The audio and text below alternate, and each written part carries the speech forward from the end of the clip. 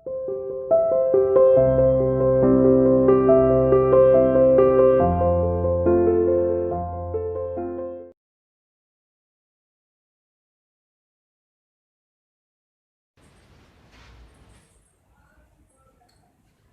Students, welcome to CR international school online classes. So बेटा फिर दोबारा से आते हैं अपने ग्रामर पोर्शन पर।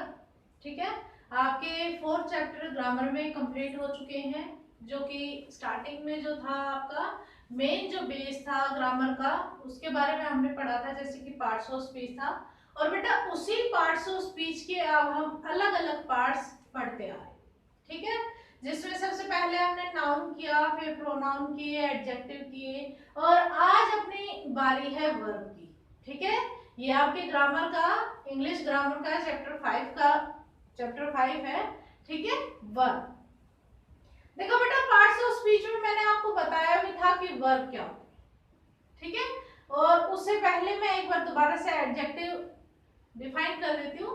एडजेक्टिव मैंने क्या बताया था कि विशेषण। देखो क्या प्रॉब्लम है सबसे बड़ी ये कि स्टूडेंट्स पढ़ रहे हैं, देख रहे हैं वीडियो, बट लर्न नहीं करते हो। गूगल मीट ऐप पर जब हम जाते हैं, आपसे क्वेश्चंस पुट अप करते हैं, बट आप में से कोई भी बच्चा रिस्पॉन्स नहीं देता है। इट्स नॉट गुड बेटा, ये तो बहुत ही गलत बात है।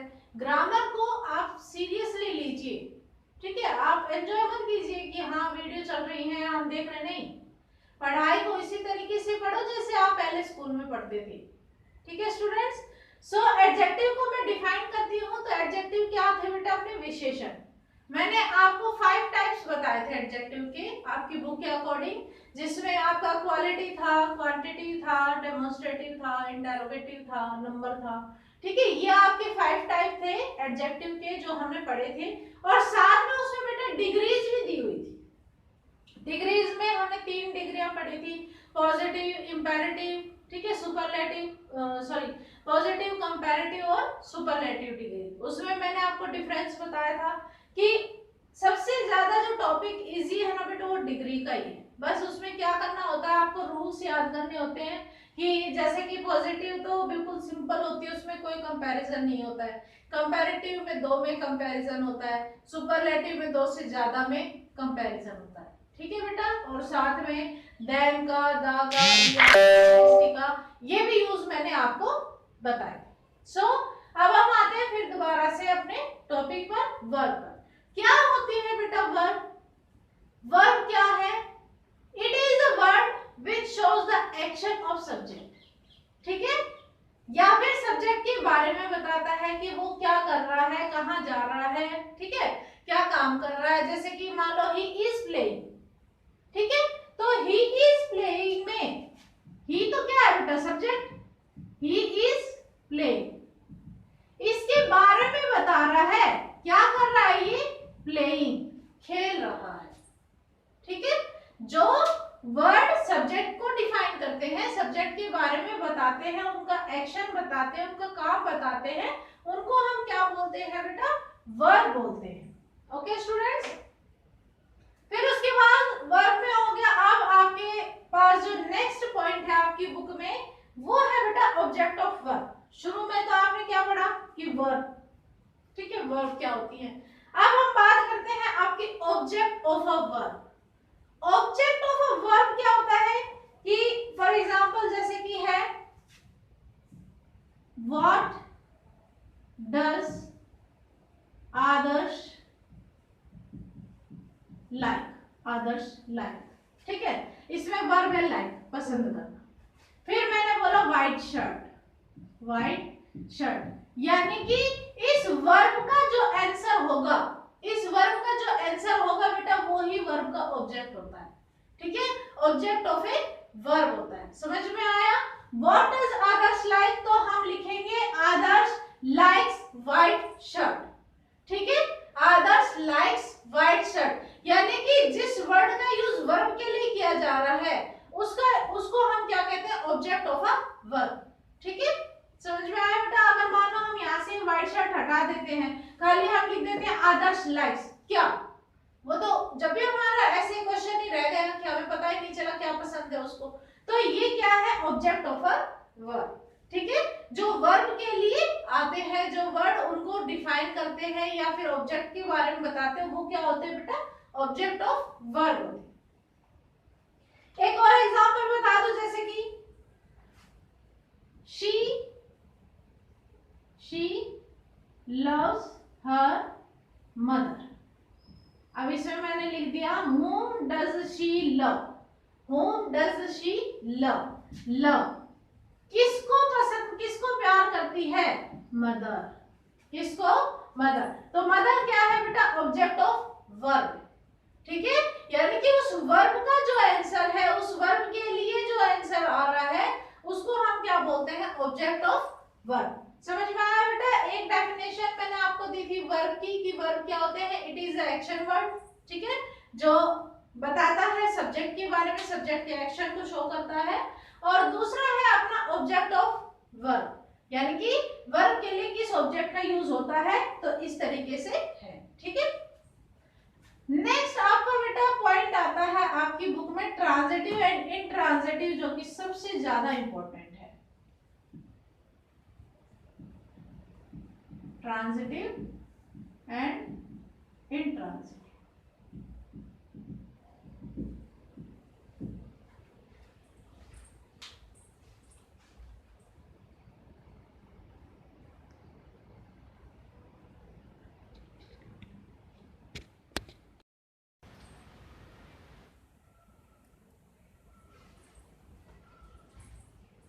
यस बेटा, अब हम नेक्स्ट टॉपिक पर आते हैं अपने वर्ब में, ट्रांजिटिव और इंट्रांजिटिव। देखो सीधे से मैं बता देती हूँ आपको, transitive those verb which doesn't require, sorry which require object, जिसे ऑब्जेक्ट की जरूरत होती है, and it does not require object, इसे ऑब्जेक्ट की जरूरत नहीं होती, ठीक है बेटा, सीधा सा है। ट्रांजिटिव वर्ब क्या होती है, जिनमें ऑब्जेक्ट की जरूरत होती है, ठीक है। एक सेंटेंस जब बनता है तो सब्जेक्ट, हेल्पिंग वर्ब, वर्ब और ऑब्जेक्ट इनसे मिलकर बनता है। कभी कभी ऑब्जेक्ट की जरूरत नहीं भी होती है, ठीक है।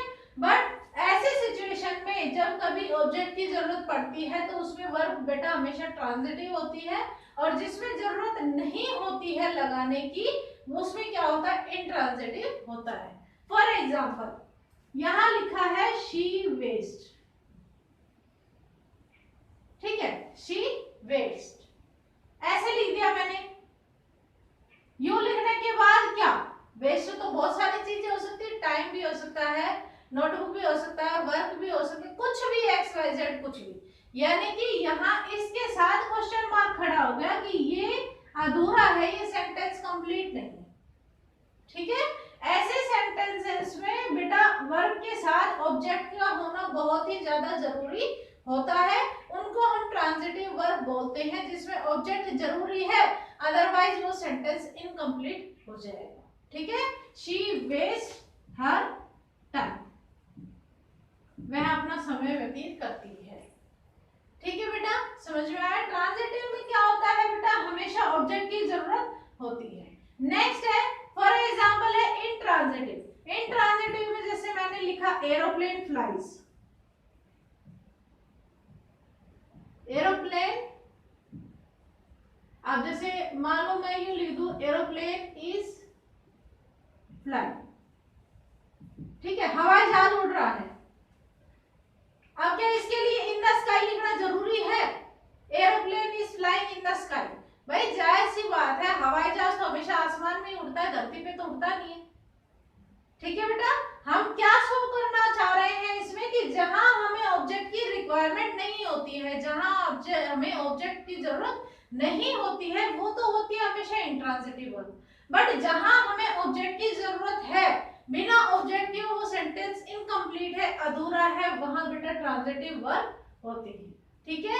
आपको पता चल गया कि यहाँ मुझे ऑब्जेक्ट की जरूरत थी। फॉर एग्जाम्पल मैं लिख रही हूँ ही ईट्स, क्या ईट्स, क्या खाती है वो, बहुत सारी चीजें होती है खाने के लिए, तो क्वेश्चन मार्क खड़ा हो गया ना, क्या खाती है, राइस है, चपाती है, फ्रूट्स है, वेजिटेबल, एक्सवाइजेड, बहुत सारे क्वेश्चन बनते हैं, ठीक है।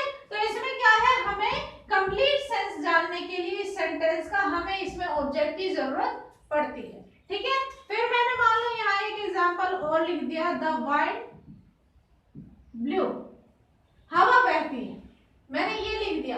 हवा जाहिर सी बात है बहेगी, हवा तो हमेशा ही बहती है, क्या हमें उसमें ऑब्जेक्ट की जरूरत पड़ती है? हवा सब जगह बहती है, हमें ये लिखने की जरूरत नहीं है in the ground, in the playground, ये लिखने की जरूरत है ही नहीं, सब जगह होती है। ठीक है बेटा, समझ में आ गया होगा कि जिनके साथ हमें ऑब्जेक्ट लगाने की जरूरत नहीं है वो इंट्रांजिटिव होते हैं, जिसमें लगाने की जरूरत है 100% है, उसका सेंटेंस, उसका सेंस कंप्लीट करने के लिए हमें ऑब्जेक्ट की जरूरत पड़ती है, तो उसमें हम क्या करते हैं, उसको हम क्या कहते हैं, ट्रांजिटिव वर्ब बोलते हैं। ठीक है बेटा, इसी तरीके की आपकी बुक में एक एक्सरसाइज भी है ट्रांजिटिव इंट्रांजिटिव को, बेटा आपको खुद कोशिश करनी है उसमें आइडेंटिफाई करने की, नहीं तो मैं तो दूंगी ही, बट आप खुद सेल्फ प्रैक्टिस करेंगे इस चीज को पता करने के लिए क्या कौन सी तो ट्रांजिटिव वर्ब है और कौन सी इंट्रांजिटिव है। ठीक है, स्टार्टिंग में हमने वर्ब पढ़ी, वर्ब की डेफिनेशन, फिर उसके बाद मैंने आपको ऑब्जेक्ट ऑफ वर्ब बताया कि ऑब्जेक्ट ऑफ वर्ब क्या होता है, फिर उसके बाद हम ट्रांजिटिव और इंट्रांजिटिव पढ़े हैं हमने।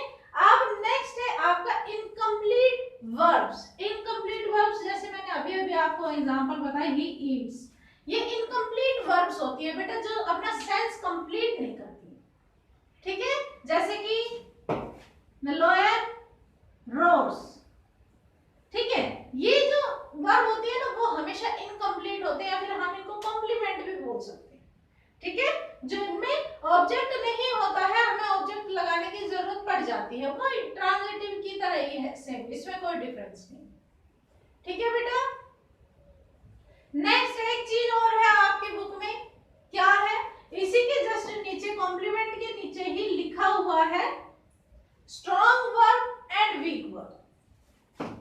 आज तक आप ये बोलोगे मैम हमने वर्ब बहुत सारे पढ़े, बट स्ट्रॉन्ग वर्ब और वीक वर्ब के बारे में पहली बार सुन रहे हैं। ठीक है, क्या है स्ट्रॉन्ग वर्ब और वीक वर्ब बेटा? ये स्ट्रॉन्ग है और ये वीक। देखो आपको पता है कि वर्ब की 3 फॉर्म होती है, अच्छे से पता है आपको, पर आपके बुक में 5 फॉर्म्स दिखाई गई। ठीक, कैसे दिखाई है वो भी मैं बताऊंगी आपको। सबसे पहले हम स्ट्रॉन्ग और वीक की बात करते हैं। स्ट्रॉन्ग वर्ब वो होती है बेटा जिनके तीनों फॉर्म्स चेंज होते हैं। ठीक है, बिल्कुल चेंज होते हैं। फॉर एग्जांपल जैसे कि हम लिख दें कि राइट, रोट, रिटन। अब देखो इसके तीनों फॉर्म चेंज है ना, फर्स्ट, सेकंड और थर्ड तीनों फॉर्म चेंज है। बट वीक वर्ब कौन सी होती है जिसमें ईडी, टी कुछ भी लगाकर, एक्स वाई जेड लगाकर, बट वर्ब उसका हमेशा सेम होता है। फॉर एग्जांपल है कि जैसे प्ले, प्लेड, प्लेड, इस तरीके की वर्ब ये वीक वर्ब होती है। स्ट्रॉन्ग वर्ब क्यों है स्ट्रॉन्ग? क्योंकि इनकी तीनों सेंस चेंज है, बिल्कुल डिफरेंट है। ठीक है, बट वीक वर्ब क्यों है? क्योंकि इसमें वर्ब हमेशा सेम होती है, बस खाली हमें कहीं ईडी, एनटी कुछ भी, यानी कि कुछ भी लगाकर हमें उसके फॉर्म को बनाना पड़ता है। ठीक है बेटा, समझ में आया? स्ट्रॉन्ग वर्ब ये होते हैं और वीक वर्ब ये होते हैं। नेक्स्ट आपकी जो फोर्थ फॉर्म है ना, फर्स्ट, सेकंड, थर्ड तो आप जानते हैं। ठीक है, फर्स्ट तो प्रेजेंट फॉर्म में होती है, बाकी की पास्ट में होती है। आपकी जो फोर्थ फॉर्म है, फोर्थ फॉर्म ऑफ वर्ब जो है ना बेटा वो है आईएनजी की, जैसे कि प्लेइंग है, गोइंग है, सिंगिंग है, राइटिंग है, ठीक है, वर्किंग है, इस तरीके से। और फिर नेक्स्ट जो आपका है फिफ्थ वाला वो प्रेजेंट इंडेफिनिट। प्रेजेंट इंडेफिनिट यानी कि वर्ब के साथ ऐसे ईएस लगाकर, ठीक है, जैसे कि राइट, राइट्स, प्ले, प्लेज, ठीक है, हेल्प, हेल्प्स, गो, गोज। ठीक है, इस तरीके से जो प्रेजेंट फॉर्म की जो वर्ब होती है वो जो आप टेंस में पढ़ोगे ना तो आपको वो समझ में आ जाएंगे। ठीक है बेटा, इस तरीके से ये आपका वर्ब चैप्टर है, इसको आपको क्या करना है, लर्न करना है। जो भी मैंने बताया एक एक टॉपिक को उठाकर उसको अच्छे से समझो कि इस टॉपिक में क्या बताया गया है, क्या नाम है इसका, कैसे हम इसके बारे में ढूंढे, क्या इसके और एग्जाम्पल हो सकते हैं। ठीक है बेटा।